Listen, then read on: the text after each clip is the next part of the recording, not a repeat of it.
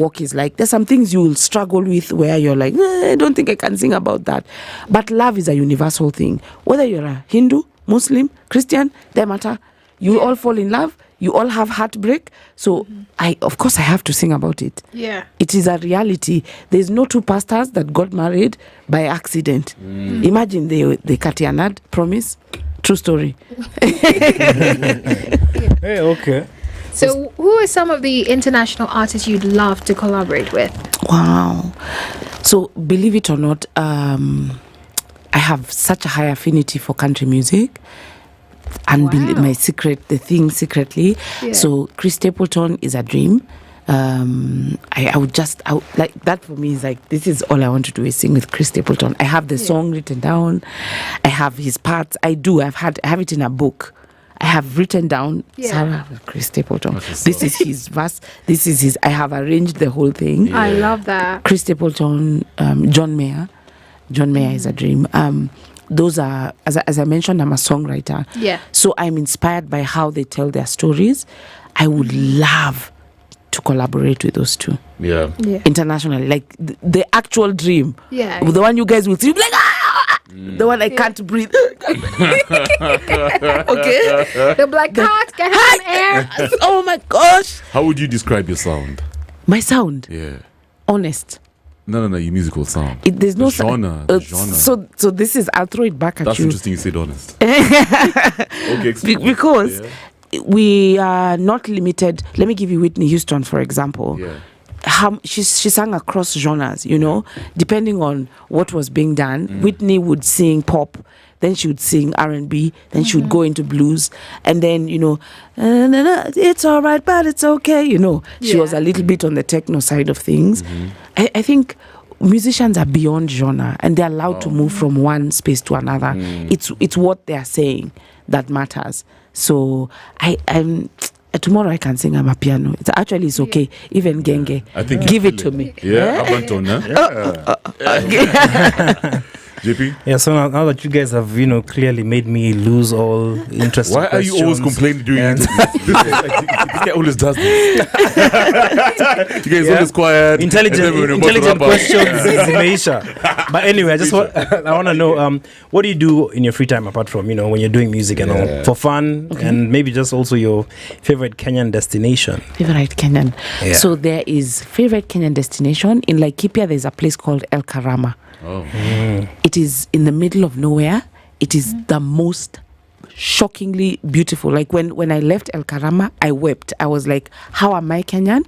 How is this a Kenyan experience? How have I never been here? Right. And your phone doesn't work. There's no network, But isn't that scary? It's the best. Like they even have a place where they're like, just leave your phone here. It's pointless. You have to almost climb a tree to get network. So the serenity of it's off the grid completely doesn't mean that it's no power and all those things. It's just it's a bit remote, and because I love bird watching, real hidden thing that I love to do, which is answering your other question, is we underestimate how beautiful our country is, and you're seeing elephants, you're seeing things, but not in the typical commercialized way. It's just, I was like, what? Like, this is Kenya, and we take it for granted. So that is El Karama is booked the whole year. Like, those guys are booked the whole year. What do I like doing? I love watching movies, but I'm also an avid bird watcher. So I have a book with Kenyan birds. Wow. And I take every time I see a bird. And I'm those guys who, when cool. Birds is so weird, I'm like this. So what's your favorite bird? Oh my gosh. That's a hard question to ask. Yeah. So much. I'm sure you have like a bunch. Yes.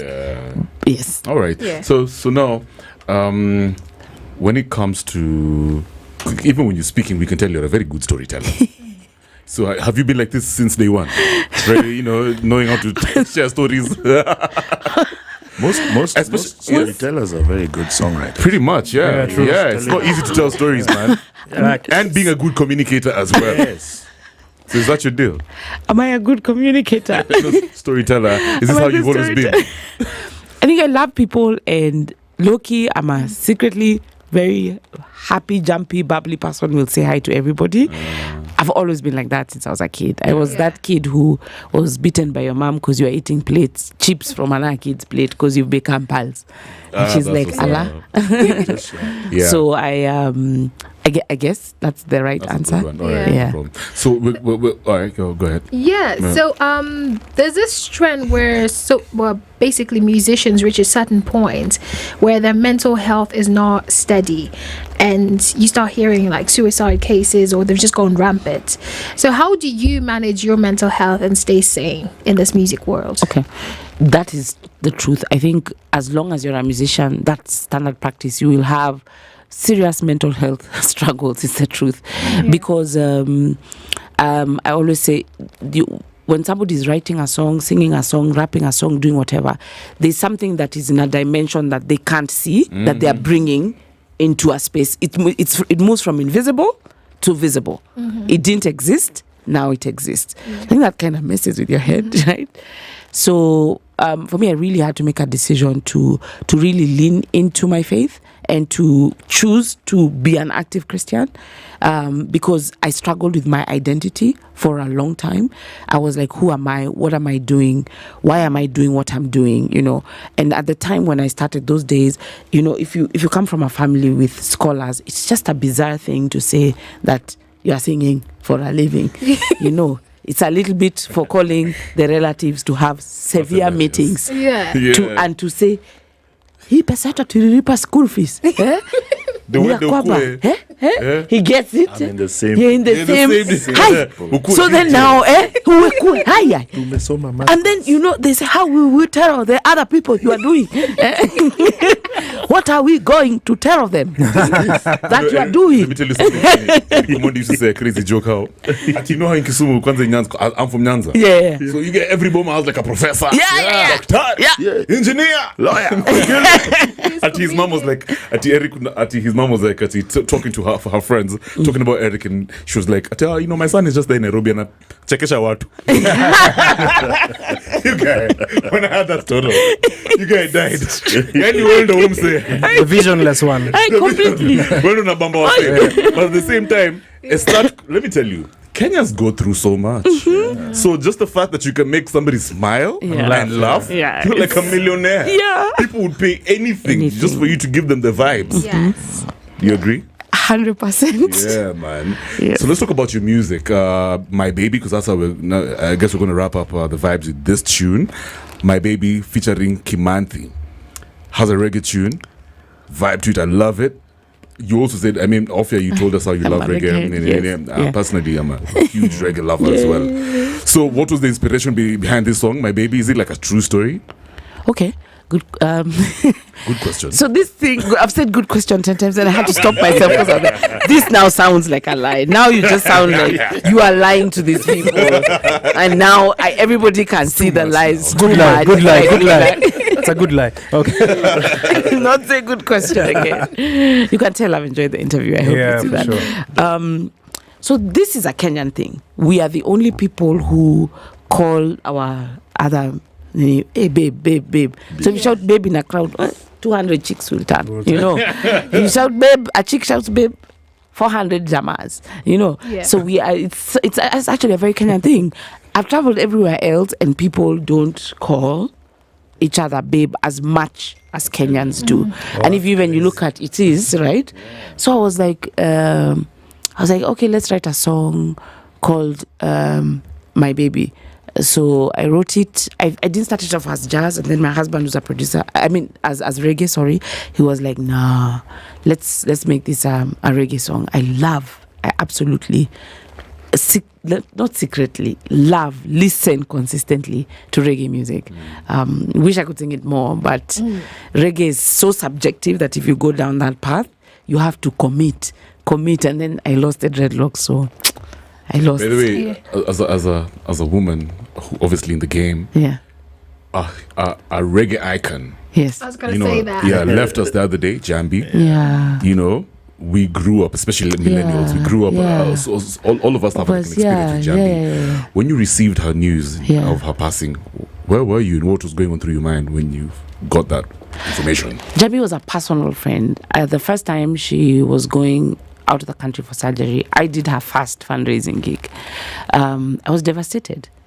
I was literally devastated because we never saw Jambi as dying, you know. Yeah, man. We were so comfortable with the fact that she was a fighter, that we did not see the end, you know. And her last post was heartbreaking because she was begging the president. She was really, she was crying out for a form of justice.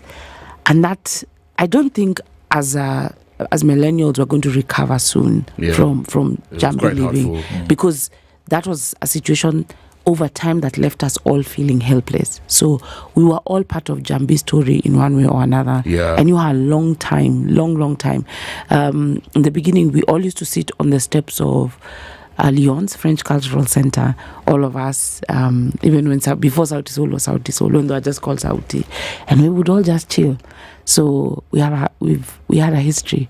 So I don't think anybody who interacted with her is going to be okay for a while. I mean, I interviewed her when I was at Vibes Radio. Yeah. Her energy, her presence, her aura, her passion, her words. She was just ahead of her time. She was. Yeah. She was. So, do you have another question? Yeah. So before you jump in, I'm going to take you back to what we were talking about earlier before we took a break, about how we should start empowering our musicians here in Kenya, the way the Nigerians do. So in Kenya, there's been this vibe where musicians release a song and it becomes a whole trending thing. You know, Anguka Nayo, Kufa Makanga, Kufa Dereva. Yeah. So do you think this is where we're going next, where we use songs to actually speak to the people and influence the people to take actions? Do I think this is where we're going next? I think we need to look at the Kenyan popular culture as it is. We're all really, really coming back and forth with stories of governance, you know. It's now not a thing that you can have apathy towards, you know. So we say that art and music is the mirror of what is happening within culture. So it's inevitable. Those things that are happening are inevitable because of the times that we are living in, you know. Yeah. So we cannot predict whether this is going to remain as it is, because if music is a mirror of culture, then we are now observing it's now whether you're in church, the conversation on governance is tangible, you know. We can't escape it anymore. Everybody is talking about it. So the music that is speaking to it or about it is obviously going to take dominance in any way, form or shape. Yeah. So I think that the answer to your question is very, very layered, in that we cannot really predict the direction that we are going, but we can recognize what is happening now. Right. We can lean into that reality and know that people want to be seen and heard, and so that song Anguka Nayo is relevant to what is happening now. Well, I want to add on that question, something related to that. What is happening now? You know, some people say this is a revolutionary phase that we're in. You agree? So Kenya has been independent now 50 years, about, right? Yeah. If we look at 51 about, right? If we look at the what people like to call the global north, which is, you know, America and all these other countries, can you imagine from the time Christopher Columbus landed there, okay, when they say that America began in all right, it took them 100 years to even have an identity as a country. So we are now beginning to say this is what we want. You see, we are coming out of the post-colonial era, you know, and then have we or have we not had an industrial revolution? We don't know, you know. So I think that we are at a place whereby our country is, we are figuring out who we are, what matters to us and what we want. And this is happening across generations, you know. Different generations that grew up differently, see the world differently, they are at loggerheads with each other. Correct. They're at loggerheads with each other. So we are being born. I'm convinced that this is a birthing of this country that is happening. And whether you like it or not, something has to give. It's a transition. We are pushing back and forth from this was the colonial era, then these were the families that ran. This is to saying this is who we are and this is what we want. Yeah. Okay. Sara Mitaru. Yay. You're so dope.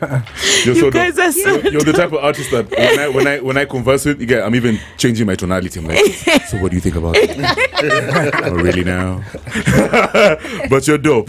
You guys are dope. Like, Yeah. Before we go, let me take you down memory lane. Okay. This is a fun one. okay. It has to be her music. Yeah. Okay.